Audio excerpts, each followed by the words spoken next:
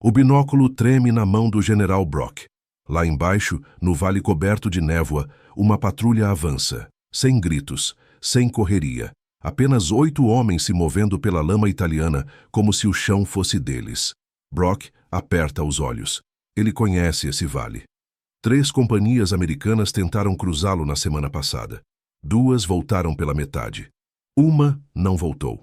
Esses 8 homens são brasileiros. O major ao lado de Brock sussurra: "Com todo respeito, general, eles não têm chance." Brock não responde. Continua olhando. A patrulha para. Um dos soldados, baixo, moreno, com o capacete torto, levanta o punho fechado. Os outros 7 congelam no mesmo segundo, sem uma palavra. Perfeito. Ensaiado. Ou algo mais profundo do que isso. Uma rajada de metralhadora rasga o vale. Brock segura a respiração. Os 8 homens não recuam, não correm. Eles desaparecem. Cada um para um lado, como água escorrendo entre pedras, e o vale engole tudo. O major abre a boca. Brock levanta a mão e manda ele calar. Ele ainda não sabe o nome do soldado de capacete torto. Ainda não sabe o que aquele homem fará nas próximas 12 horas. Mas algo muda dentro de Brock nesse momento. Algo que nenhuma batalha tinha conseguido mover antes. Se você quer entender o que aconteceu naquele vale, fique até o final. Porque a última cena desse dia vai te mostrar o que separa um soldado de um ser humano completo. Se ainda não está inscrito neste canal, faça isso agora e conta nos comentários de qual cidade e país você está assistindo. O QG do 4º Corpo Americano cheira a café queimado e cigarro barato. Mapas cobrem cada parede. Alfinetes vermelhos marcam posições alemãs como feridas abertas no papel. O general Brock está de pé diante do maior mapa, braços cruzados, quando o coronel Hayes entra com uma pasta fina e uma expressão que ele reserva para más notícias. "General, os brasileiros chegaram ao setor sul." Brock não vira. Passa o dedo sobre uma linha de cristas italianas e responde sem calor. "Quantos?" Hayes hesita. "Uma companhia inteira, 120 homens." Brock finalmente vira. Olha para a pasta. Não a abre. "Coloca eles no setor do rio, longe das cristas." Hayes anota. Nenhum dos dois diz o que está pensando. O que estão pensando é simples. Aqueles homens não estão prontos.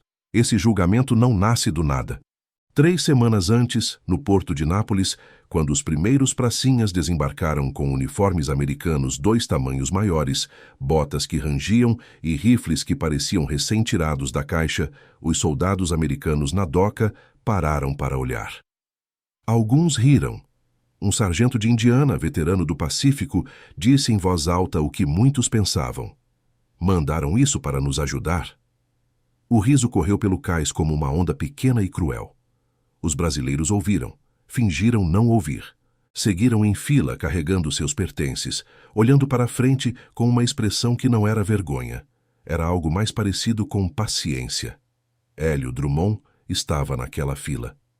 22 anos, magro como um galho seco, nascido numa vila de pescadores no interior do Ceará, onde a guerra era algo que existia no rádio, não na vida real. Ele se alistou numa tarde de março, porque o recruta que veio à cidade prometeu comida farta, botas novas e a chance de ver o mundo. Hélio recebeu as botas. A comida era razoável. O mundo que ele viu nos primeiros dias na Itália era feito de lama, frio e o cheiro constante de fumaça que não vem de fogão. Mas Hélio não reclamava. Ele observava. Tinha o hábito dos pescadores. Aprendera o comportamento do mar antes de lançar a rede. Seu capitão era Alencar Veras, 31 anos, filho de militar, formado na academia com distinção em táticas de infantaria. Veras falava pouco e planejava muito. Quando recebia uma ordem, ficava em silêncio por exatamente 30 segundos. Todo mundo na companhia já sabia contar. E depois dizia o que ia fazer. Nunca o que achava. O que ia fazer. Essa distinção importava muito no campo. Quando Veras recebeu a ordem de Brock para patrulhar o setor do rio, cumpriu o ritual dos 30 segundos. Depois disse: "Saímos hoje à meia-noite." O setor do rio era uma armadilha com paisagem. O vale corria entre duas cristas dominadas pelos alemães da 148ª Divisão de Infantaria, homens endurecidos por 2 anos de campanha que conheciam cada pedra, cada ângulo de tiro, cada sombra que o luar criava no terreno. Eles haviam transformado o vale num campo de morte, sem trincheiras óbvias, sem arames farpados visíveis, apenas posições de metralhadora escondidas em casas destruídas e celeiros abandonados, com linhas de fogo sobrepostas que cobriam cada centímetro de chão aberto. Os americanos chamavam aquele setor de O Corredor. Ninguém chamava pelo nome completo, que era o Corredor da Morte, porque isso soava como drama, mas todos sabiam o que significava.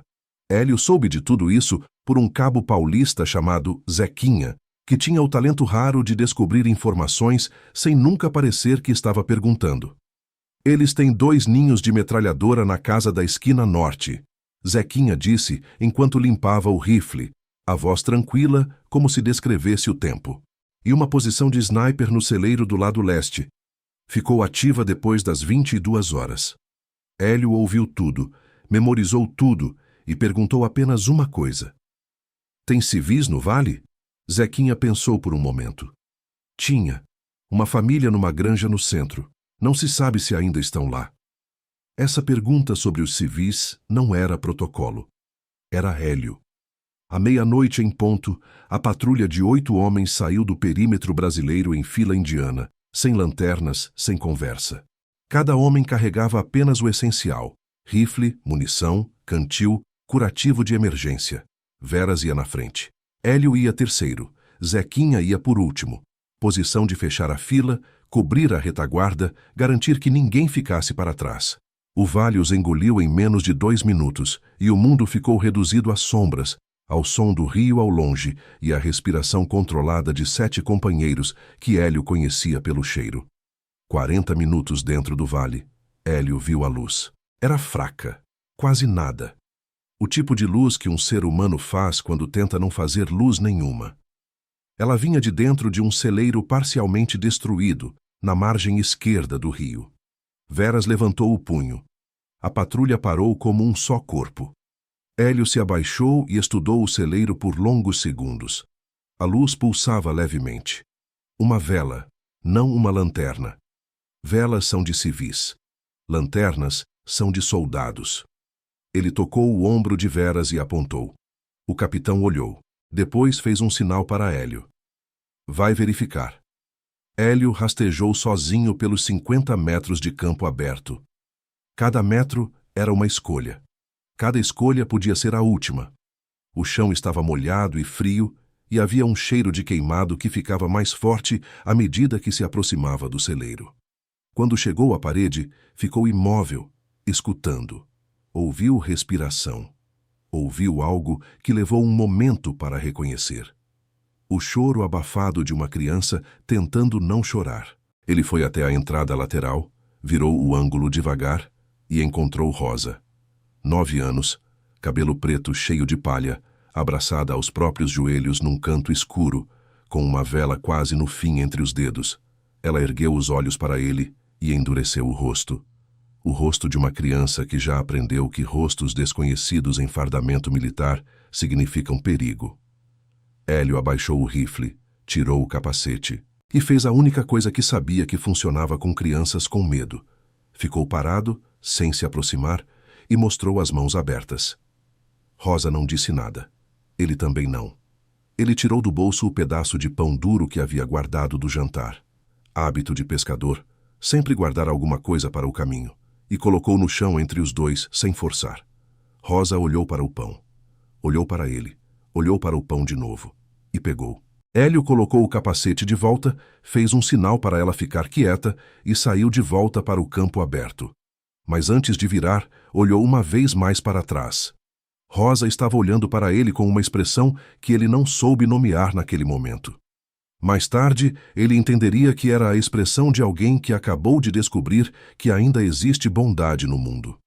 A patrulha continuou pelo vale. O que encontraram nas horas seguintes, numa casa destruída a 300 metros ao norte, era algo que Brock, no seu QG, cheirando a café queimado, não poderia imaginar. E quando os primeiros raios de sol cortaram as cristas italianas naquela manhã, 8 homens voltaram ao perímetro brasileiro. Com informações, com um prisioneiro e sem uma única baixa.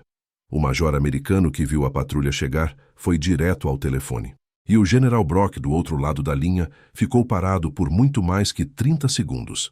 O tenente Kurt Weidemann não parecia um prisioneiro de guerra. Parecia um homem que acabou de ver algo que não consegue explicar. Ele estava sentado num banco de madeira no perímetro brasileiro, as mãos amarradas na frente com uma tira de couro, os olhos fixos no chão de terra batida.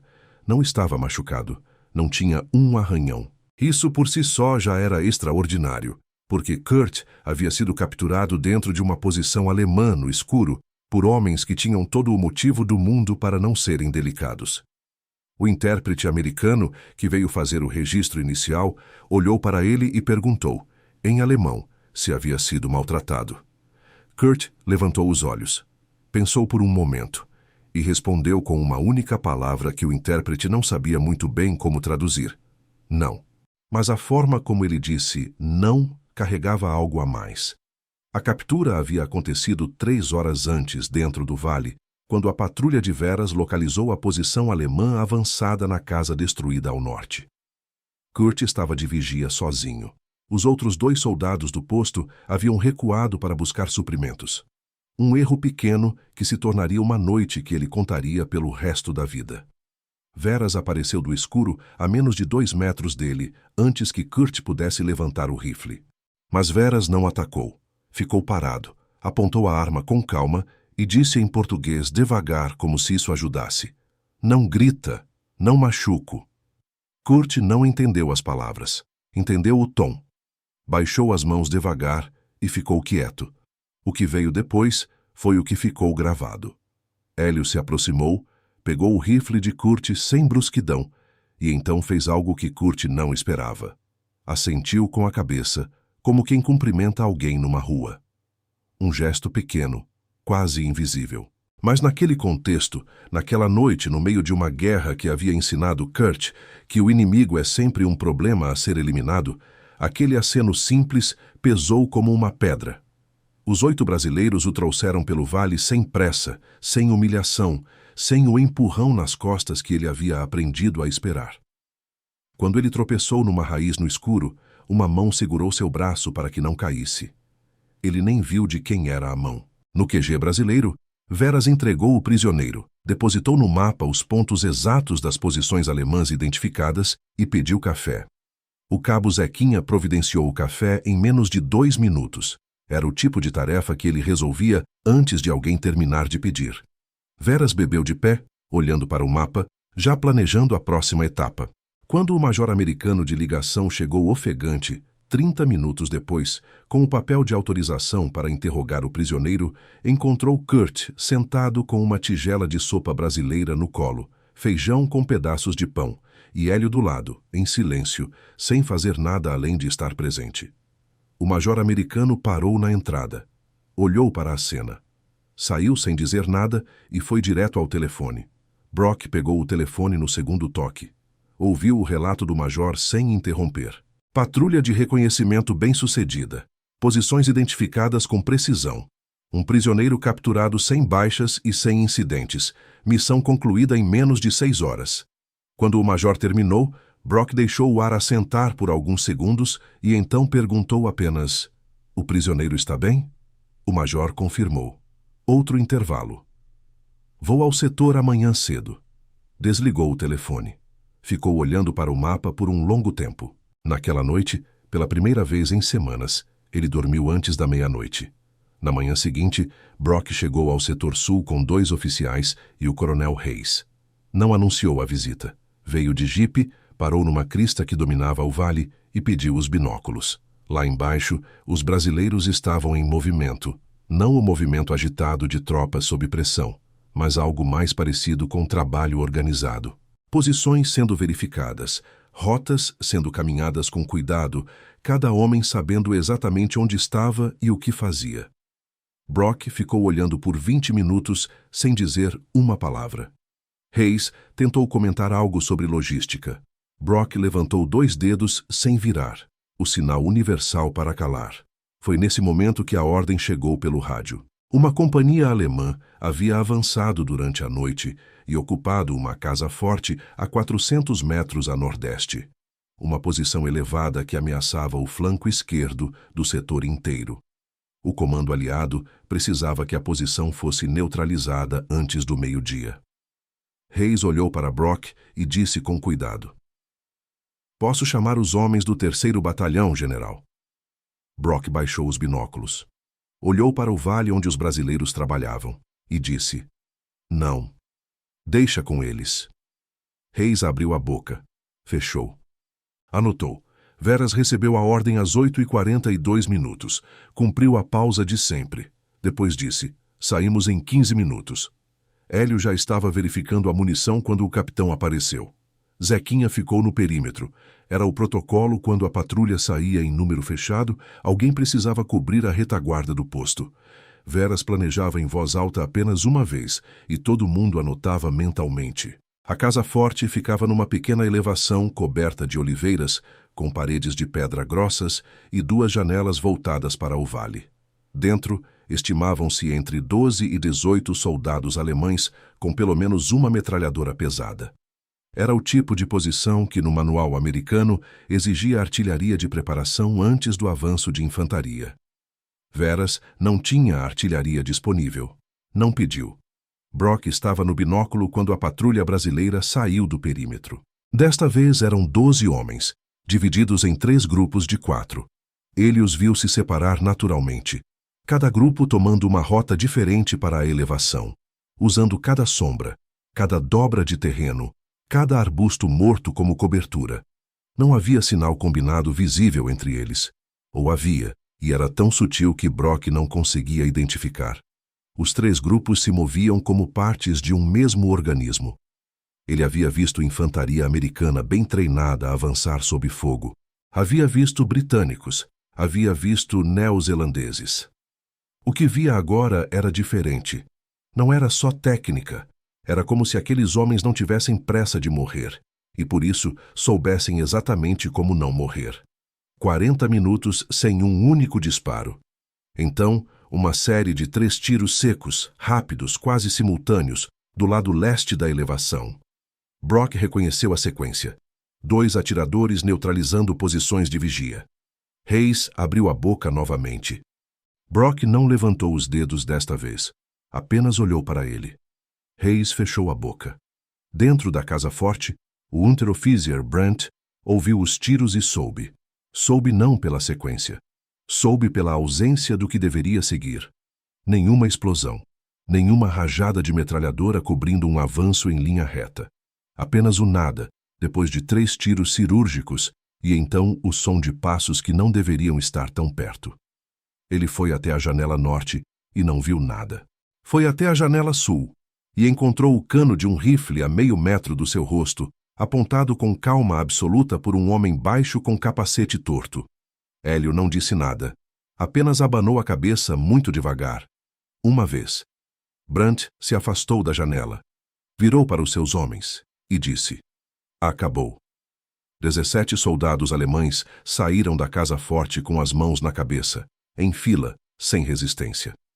Veras os recebeu do lado de fora, contou um por um e mandou providenciar água. Quando o primeiro soldado alemão, um garoto que não aparentava ter mais de 16 anos, bamboleou de fraqueza antes de sentar, Hélio o segurou pelo braço. Sentou do lado dele. Tirou o cantil. Ofereceu. O garoto olhou para o cantil, olhou para Hélio e bebeu. No morro, Brock baixou o binóculo. O coronel Hayes, que havia servido em 3 teatros de operação e pensava que não havia mais nada no campo de batalha que pudesse surpreendê-lo, viu no rosto do general uma expressão que não reconhecia. Não era admiração exatamente, era o constrangimento silencioso de quem percebe que havia subestimado algo fundamental, e que essa subestimação dizia mais sobre ele do que sobre os subestimados. Brock ficou com os olhos no vale por um longo momento. Então, de volta ao QG naquela tarde, o intérprete trouxe uma mensagem de Kurt Weidemann, registrada durante o interrogatório formal, palavra por palavra. Kurt havia dito que tentou explicar aquilo para seus superiores alemães semanas antes, quando avistou os brasileiros pela primeira vez. Que esses soldados não lutavam como os outros. Que lutavam como se cada vida, incluindo a do inimigo, valesse alguma coisa. O intérprete hesitou antes de terminar a leitura. Brock ouviu até o fim. Virou para seus oficiais e disse as palavras que nenhum deles esperava ouvir. Aprendam com eles. O coronel Hayes não dormiu naquela noite. Ficou deitado no catre do QG, ouvindo o vento italiano bater nas lonas e repetindo mentalmente a cena do morro. Os 12 brasileiros, as oliveiras, o garoto alemão bamboleando e Hélio com o cantil estendido. Hayes havia entrado na guerra em 1942 com um manual de 300 páginas sobre conduta em combate. Nenhuma daquelas páginas descrevia o que ele tinha visto. Não porque fosse proibido, mas porque ninguém havia pensado em escrever sobre isso. A guerra, no manual, era uma equação de força e posição. O que os brasileiros faziam era outra coisa. E ele não tinha nome para isso ainda. De manhã, Brock convocou os oficiais americanos do setor. A reunião aconteceu numa sala pequena com cheiro de madeira úmida, uma mesa de cavalete no centro e um mapa pregado na parede. Brock entrou sem cerimonial, ficou de pé diante do mapa e ficou parado por alguns segundos. Não o silêncio de quem organiza palavras, mas o de quem decide até onde vai ser honesto. Então, começou a falar. Disse que havia observado a patrulha brasileira em 2 momentos distintos. Disse que o resultado tático era impecável. Posições identificadas, prisioneiro capturado, casa forte neutralizada, 0 baixas. Disse que o comando aliado receberia um relatório formal com elogio à unidade. E então parou. Hayes percebeu que a parte importante ainda estava por vir. Brock foi até o mapa, virou as costas para ele e olhou para os oficiais. Tática vocês sabem, disse. Isso não é o que estou falando. Fez uma pausa. Estou falando de como esses homens tratam o inimigo que cai. Estou falando de como tratam o civil que encontram no caminho. Estou falando de como avançam sem ódio e vencem exatamente por isso. Um dos tenentes no fundo da sala cruzou os braços. Brock notou, mas não comentou. Continuou. Um soldado com ódio no peito toma decisões ruins. Atira quando não devia. Avança quando devia parar. O ódio consome energia que deveria estar sendo usada para pensar. Uma última pausa. Aprendam com eles. Era a segunda vez que dizia aquelas palavras. Dessa vez ninguém as esperava menos. A reunião durou 40 minutos. Quando os oficiais saíram, Hayes ficou para trás. Esperou a sala esvaziar e então perguntou para Brock, em voz baixa, o que havia mudado. Brock pegou o boné da mesa, colocou devagar e disse: Nada mudou, Hayes. Eu é que estava errado desde o início. Saiu antes que Hayes pudesse responder. Mas Hayes ficou com aquela frase por anos. Décadas depois, já aposentado, ele a escreveria numa carta para o filho que estava prestes a entrar na academia militar. Seria a parte mais importante da carta. Do outro lado do perímetro, Hélio não sabia de nada disso. Ele estava sentado do lado de fora da tenda, consertando uma alça de couro da mochila com uma agulha grossa e linha encerada. O mesmo tipo de trabalho que fazia com as redes de pesca no Ceará quando alguma coisa arrebentava. Zequinha estava do lado fumando em silêncio. Os dois tinham o hábito de ficar juntos sem precisar conversar, o que é uma forma rara e valiosa de amizade. Foi Zequinha quem viu primeiro. Tocou o cotovelo de Hélio e apontou com o queixo. Rosa estava na entrada do perímetro. Ela havia chegado com um grupo de refugiados civis que o comando brasileiro havia autorizado a passar pelo setor em direção ao sul. Uma auxiliar da Cruz Vermelha italiana os acompanhava. Uma mulher de meia idade com olhos cansados e uma lista de nomes numa prancheta. Rosa andava no meio do grupo, a cabeça baixa, abraçada a um casaco que era grande demais para ela. Hélio ficou olhando por um momento. Então dobrou a alça de couro com cuidado, guardou a agulha no bolso e foi até a entrada. Ele a reconheceu antes que ela o reconhecesse. Quando Rosa ergueu os olhos e viu o capacete torto, algo no rosto dela mudou. Não um sorriso exatamente, mas o relaxamento de uma tensão que ela havia carregado por tanto tempo que já esquecia como era não carregá-la.